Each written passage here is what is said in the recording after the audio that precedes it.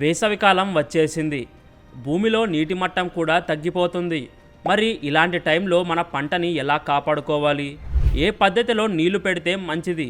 మొదటిది drip irrigation అంటే బిందు సేద్యం. వేసవికాలానికి ఇది నెంబర్ 1 ఎంపిక. ఎందుకంటే ఇది నీటిని నేరుగా మొక్కల వేర్ల దగ్గరికే బొట్టుబొట్టుగా అందిస్తుంది. ఎండవేడికి నీరు ఆవిరి కావడం చాలా తక్కువ. నీటితో పాటే మీరు ఎరువులను కూడా అందించవచ్చు. దీనివల్ల మొక్కలకు వేసవిలోనూ తగినంత శక్తి లభిస్తుంది. రెండవది తుంపర సేద్యం.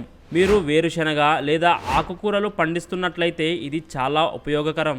ఇది పొలం చుట్టుపక్కల ఉష్ణోగ్రతను తగ్గించి చల్లని వాతావరణాన్ని సృష్టిస్తుంది. ముఖ్య గమనిక, దీనిని మధ్యాహ్నం ఎండలో వాడకండి. కేవలం ఉదయం లేదా సాయంత్రం మాత్రమే ఉపయోగించండి.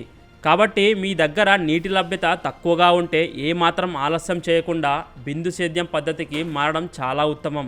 ఈ సమాచారం మీకు నచ్చినట్లయితే వీడియోని లైక్ చేయండి మరియు షేర్ చేయండి.